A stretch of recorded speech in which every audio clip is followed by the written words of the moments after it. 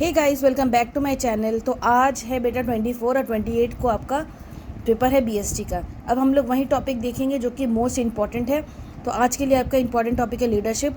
इसमें हम लोगों ने मीनिंग ऑफ लीडरशिप, उसके features, different styles of leadership, जिसमें कि 3 आता है: autocratic, democratic and free rein. अच्छे से पढ़ेंगे ताकि एग्जाम में क्वेश्चन आए तो आप फंसो नहीं। चलो अब देखते हैं leadership. Let's see the meaning of leadership first. So, leadership is the process of influencing the behavior of people at work towards the achievement of goal.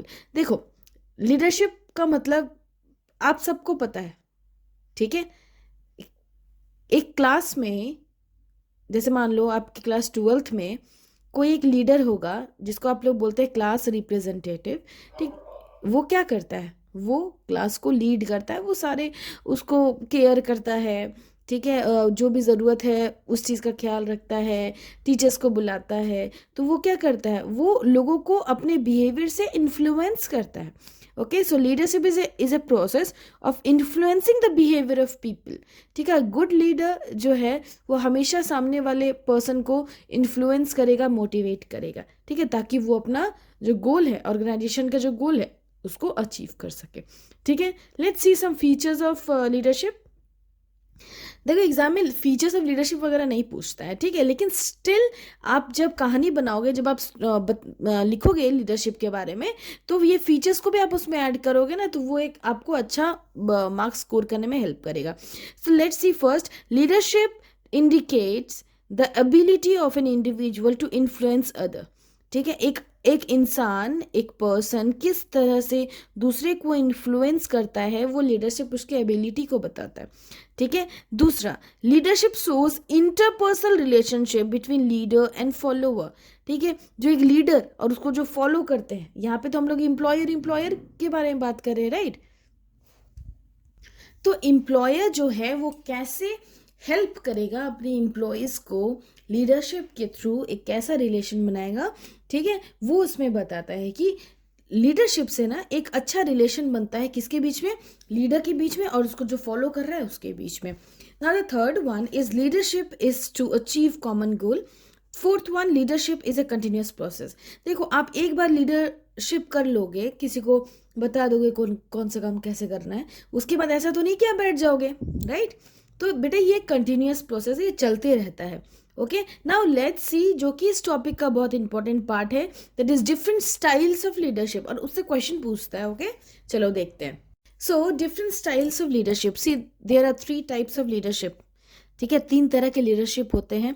पहला है ऑटोक्रेटिक, दूसरा डेमोक्रेटिक, तीसरा फ्री रेन, ठीक है। फिर से, ऑटोक्रेटिक जिसको बोलते हैं ऑथोरिटेटिव, डेमोक्रेटिक जिसको बोलते हैं पार्टिसिपेटिव या फिर कंसल्टेटिव, ठीक है।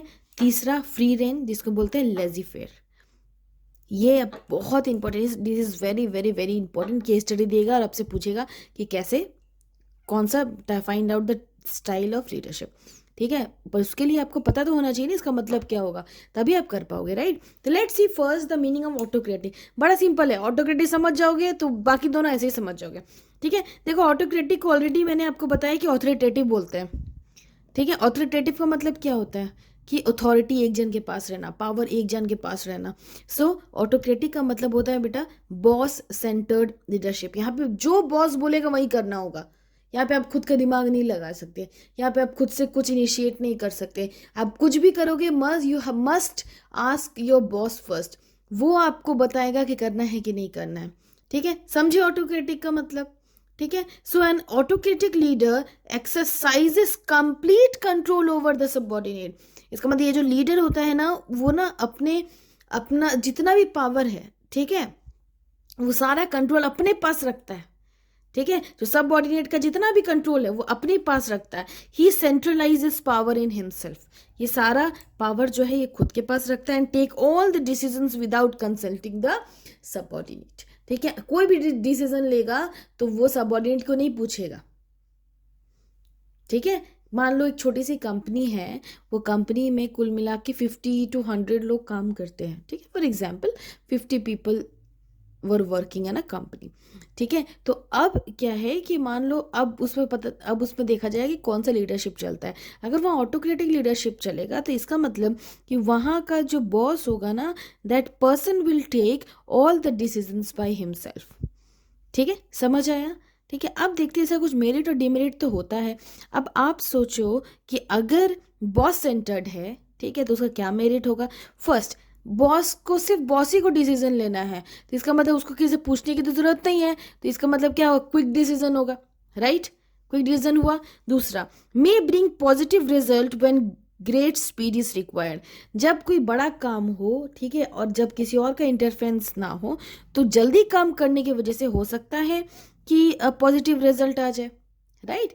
अब देखते हैं इसका डिमेरिट। सो डिमेरिट क्या है बेटा, अब मान लो कुछ जो लोग वहाँ काम करें उनको बोलने का हक नहीं है, उनका कोई स्टैंड नहीं है, फिर उनका कोई बात नहीं सुनता, ठीक है, उनका कोई आइडियाज़ नहीं लेता, तो obviously it brings frustration to them, ठीक है। So leads to frustration and low morale among subordinates. Employees जो है वो क्या होगा, वो बहुत सैड हो जाएंगे, ठीक है, मोरल नहीं बढ़ेगा। क्या, क्यों नहीं बढ़ेगा, क्योंकि बॉस सेंटर्ड है ना।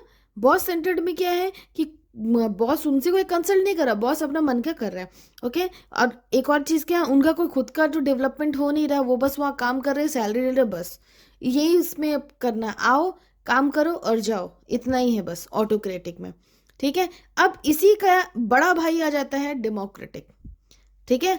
डेमोक्रेटिक जो है इसका बिग ब्रदर है। क्यों, अब सोचो, जब यहाँ पे बॉस सेंटर्ड था, ठीक है, तो वहाँ पे क्या होगा, यहाँ पे कुछ भी पावर वो लोग को नहीं मिलता, सबऑर्डिनेट्स को नहीं मिलता था। सोचो उसमें क्या होगा, ठीक है। सो डेमोक्रेटिक को ऑलरेडी बेटा पार्टिसिपेटिव या फिर कंसल्टेटिव भी बोलते हैं, ठीक है। अब देखते हैं हम लोग डेमोक्रेटिक क्या होता है। सो डेमोक्रेटिक बेटा ग्रुप सेंटर्ड है। अच्छा बताओ, ऑटोक्रेटिक क्या था, जॉब बताओ बताओ जल्दी बताओ। बॉस सेंटर्ड था, ओके। सो डेमोक्रेटिक बेटा ग्रुप सेंटर्ड है। So under this style leader take decisions in consultation and participation with employees, ठीक है। इसमें क्या है, बड़ा सिंपल है, जो लीडर होता है वो क्या करता है, वो डिसीजन लेता है कंसल्ट करके, किससे, अदर एम्प्लॉयज से। He delegates and decentralise the authority, वो जो अपना अपना जो बर्डन है, ठीक है, वो शेयर करता है किसके साथ, अदर पीपल के साथ। और पावर डिसेंट्रलाइजेशन मतलब पावर भी देता है, ठीक है, किसको, अपने लोअर लेवल के लोगों को, ताकि काम अच्छे से हो सके। Here leader follows the opinion of majority, ठीक है, जब सब लोग जो मिल के बोलेंगे, सबसे ज़्यादा मेजॉरिटी जो होगा लीडर उसको मानेगा। He listens to suggestions, grievances and opinion of the employees, ठीक है। इसका मतलब क्या है, यहाँ पे जो लीडर होगा वो सजेशन भी सुनेगा, ठीक है, ग्रीवांसेस किसी का तकलीफ हो वो भी सुनता है, ठीक है, और ओपिनियन भी सबका सुनता है, okay. So let's C merits and demerits. Merits क्या है, improves the job satisfaction and moral of employees. दूसरा, इम्प्रूव्स डिसीजन मेकिंग एबिलिटी, क्यों, क्योंकि सब लोग मिलके कर रहे हैं ना, ठीक है। तीसरा, डेवलप पॉजिटिव एटीट्यूड, क्यों, क्योंकि वो लोग को भी मौका मिल रहा है। डिमेरिट देख लेता है। अब आप सोचोगे मैम इसका डिमेरिट क्या हो सकता है। देखो, जब सब लोगों से बेटा बात करके पूछ के, ठीक है, सजेशन ले करते हैं ना, तो इट में टेक लॉट्स ऑफ टाइम ना, हो सकता है कि इसी की वजह से डिसीजन जो है वो डिले हो जाए। दूसरा क्या है, लीडर में पास द वर्क टू सबऑर्डिनेट, हो सकता है लीडर जो है अपना काम सबऑर्डिनेट को दे देता होगा। तीसरा क्या है, कंसल्टेशन विद सबऑर्डिनेट्स में considered as sign of incompetence of leader, हो सकता है ना कि कुछ कुछ कंपनी में वैसे ही बदमाश लोग होते हैं जो सोचते हैं अरे बॉस को कर काम नहीं आता इसलिए हम लोगों को दे देता है, ये भी सोच सकते हो सकता है कि इनकॉम्पिटेंट माने, कि उस काम को करने लायक ना माने, ठीक है। अब हम लोग तीसरा देखते हैं बेटा, फ्री रेन, ठीक है, फ्री रेन को लेजी फेयर भी बोलते हैं, ठीक है, चलो देखते हैं। This is the last one of leadership, ठीक है, इस लीडरशिप स्टाइल का ये लास्ट वन है, फ्री रेन और लेजी फेयर लीडरशिप बोलते हैं बेटा। अब क्या है, ये पूरा ही उल्टा है, एक बॉस सेंटर्ड था, ये ग्रुप सेंटर्ड था दूसरा वाला, ये पूरा ही उल्टा है। यहाँ पे लीडर ना सारा काम अपने सबऑर्डिनेट को दे देता है, ये नहीं कि वो भी करता है, वो इसमें कोई काम नहीं करता है, वो जितना भी अपना काम का जो बोझ है वो सब एम्प्लॉयज को थोप देता है।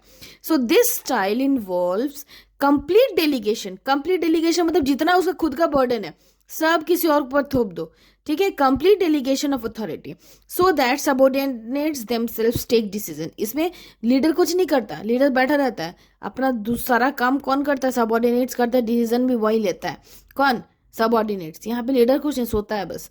In this style leader avoids power, यहाँ पे जो लीडर है वो पावर को अवॉइड करता है, याद रखना। मेरिट क्या हुआ, positive effect on job satisfaction. जब सबऑर्डिनेट्स के ऊपर सब कुछ है तो सबऑर्डिनेट को तो लगेगा कि अरे मेरा जॉब सिक्योर है, ठीक है, और पॉजिटिव भी रहेंगे, उसका मोरल भी बढ़ेगा। दूसरा क्या है, full utilisation of potential and capacity of employees जो है अपना जितना भी दिमाग है, जितना पोटेंशियल है, सब यूज़ करेंगे, इसका मेरिट हो गया। डीमेरिट देखो, subordinate do not get the guidance. अब जो लीडर है बेटा वो सोता है तो अब गाइडेंस उनको मिलेगा नहीं, तो एक तरह का डीमेरिट है। दूसरा क्या है, it ignores the contribution of leader.